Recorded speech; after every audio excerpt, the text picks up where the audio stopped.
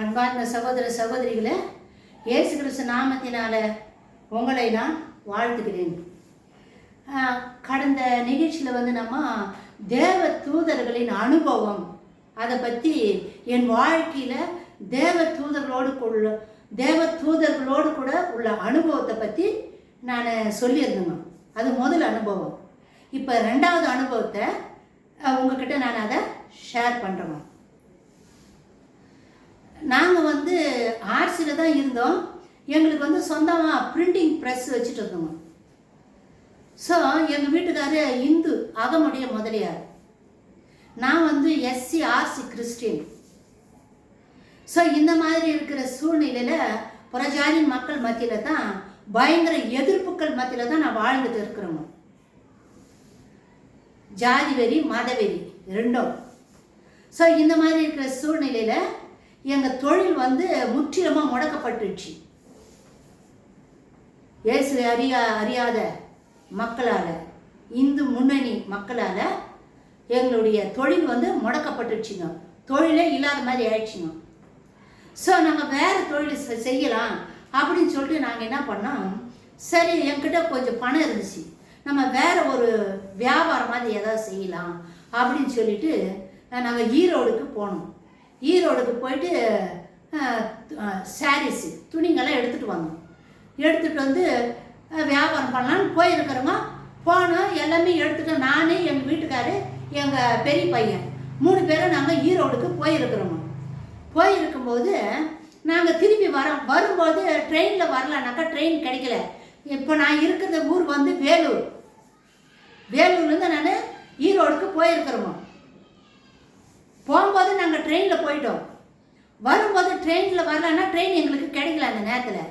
அப்போ நாங்கள் என்ன பண்ணோம், இதில் பஸ்ஸில் போகலாம் அப்படின்னு சொல்லிட்டு பஸ் ஏறிட்டோம்.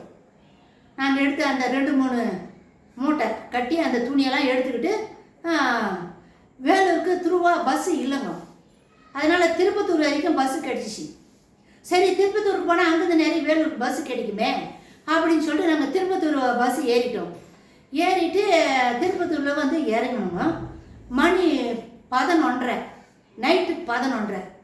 அப்போ எங்கள் பையன், அம்மா பசிக்குது, நம்ம ஏதாவது சாப்பிட்லாம் அப்படின்னு சொன்னால் அங்கே திருப்பத்தூரில் இறங்கி ஒரு ஹோட்டலில் போய் சாப்பிட்டோம். எல்லாம் ரெஸ்ட் ரூமுக்கு போனாங்க. நானும் போயிட்டு வந்துட்டோம். வேலூர் பஸ்ஸு ஒரு 10 நிமிஷத்தில் எங்களுக்கு வந்துடுச்சு. உடனே நாங்கள் பஸ் ஏறி வந்துட்டோங்க. வர வழியில் வரும்போது பஸ் ஏறி வரும்போது நாங்கள் பள்ளிகொண்டாவை தாண்டிட்டோங்க. பள்ளிகொண்டாவுக்கு முன்னாடியே மாதனூர் ஆண்டு இருக்கு சொல்லவ எனக்கு வயிறு கலக்குதுங்க. என்னால் சமாளிக்க முடியல, வயிறு வலிக்குது, வயிறு கலக்குதுங்க, ஒன்றும் முடியல. அந்த நான் ஸ்டாப் பஸ் அது. அந்த டிரைவர்கிட்ட போய் சொல்கிறோம், இல்லைங்கெல்லாம் நிற்காது அப்படின்னு அவர் சொல்லுவார். நாங்கள் எவ்வளோ போய் கெஞ்சினோம். அப்புறம் உங்களை செதுவாயில் கொண்டு இறக்கி விட்டுறேன். நாங்கள் இல்லை அங்கெல்லாம் வேணாம், நீங்கள் இங்கேயே இறக்கிடுங்க அப்படின்னு சொல்லிட்டு, எங்கள் ஊர் அது, எங்கள் தாய் ஊர் அது, எங்கள் காட்டுக்கொள்ளைன்ற ஒரு இடம். எங்கள் ஊர் இறையங்காடுன்ற ஒரு கிராமம் எங்குது.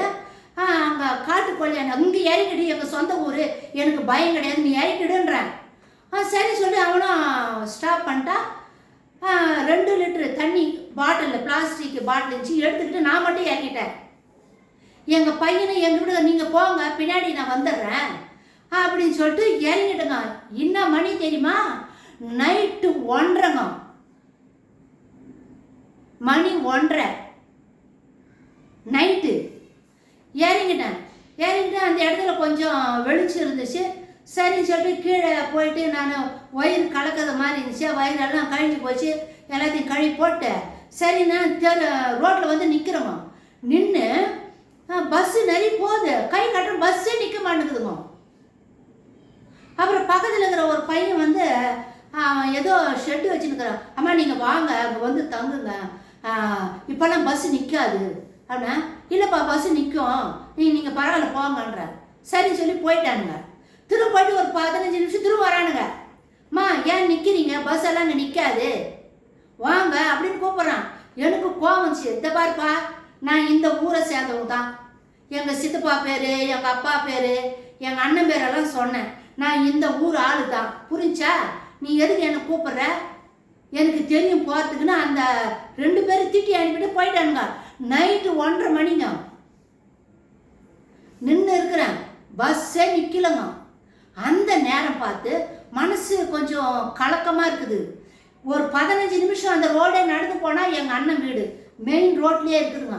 அங்கே போயிடலாம். சரி, இன்னத்துக்கு அங்கே போனோம் அப்படின்னு மனசு கலக்கத்தோடு அந்த இடத்துல நின்றுக்கிறோமா.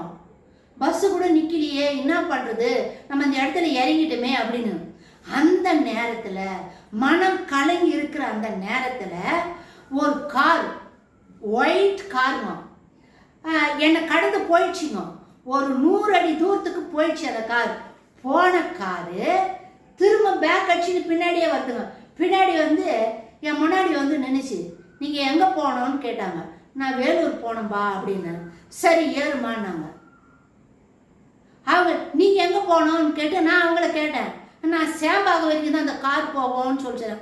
சரி, அங்கே போனால் ஆட்டோவை கிட்டக்குது, நம்ம போயிடலாம் அப்படின்னு சொல்லிட்டு அந்த காரில் நான் ஏறிட்டேன். ஏறிக்கின்னு வரேன். அந்த தம்பிக்கிட்ட இந்த விஷயத்தை நான் சொல்கிறேன். இந்த மாதிரியெல்லாம் ஆச்சுப்பா, இந்த மாதிரி நாங்கள் ஊருக்கு போயிருந்தோம், வர வழியில் எனக்கு வயிறு கலக்கி போச்சு, அதனால் நான் இறங்கிட்டேன், எங்கள் வீட்டுக்காரர் எங்கள் பையனும் போயிட்டாங்க அப்படின்னு இந்த விஷயத்த அந்த தம்பிக்கிட்ட நான் சொல்லிட்டு வரேன். யார் தெரியுமா வந்தது? அன்னைக்கு சாப்பாடு கேட்டார் பார், மணி 6 மணிக்கு ஈவினிங்ல, அதே ஆளுங்க. ஆனால் முகத்தை என்னால் சரியாக பார்க்க முடியல.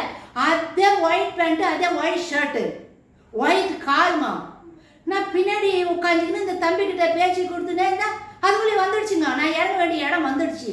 நான் சொன்னேன், சேம்பாகத்தை கடந்தே வந்துடுச்சு, வேலூர் கிரீன் சர்க்கிளாண்ட வந்து நின்றுச்சுங்க. நான் சொன்னேன், நீங்கள் அப்போ கேட்குறேன், இறங்கிறதுக்கு ஒரு 2 நிமிஷத்துக்கு முன்னாடி கேட்குறேன், ஏன்பா நீங்கள் சேம்பாகம் தானே உங்கள் ஊருன்னு சொல்லி சொன்னீங்க, இப்போ நீங்கள் இங்கே இது வரைக்கும் வந்துட்டீங்களே அப்படின்னு. இல்லை, நான் சித்தூர் வரைக்கும் போகிறப்படி அப்படின்னு சொல்லி சொன்னேன். அப்போ தாங்க என் மைண்டு ஸ்ட்ரைக் ஆகுது. உங்கள் பேர் என்னப்பான்னு கேட்டேன். உங்கள் பேர் என்ன அப்படின்னு கேட்டது, என் பேர் பூபாலன் அப்படின்னு சொல்லி சொல்கிறாருங்க. என் பேர் பூபாலன் அப்படின்னு சொல்லி சொன்ன உடனே அப்போ தான் மைண்ட் எனக்கு ஸ்ட்ரைக் ஆகுது. ஓ, நம்மளுக்கு அன்றைக்கி 6 மணிக்கு நம்ம வீட்டாண்ட வந்தார், அதே ஒயிட் ஷர்ட்டு, அதே ஒயிட் பேண்ட்டு, முடி சுட்டு முடி, அதே வாலி பண்ணுங்க. ஸோ இறக்கி விட்டுட்டு போயிட்டாருங்க.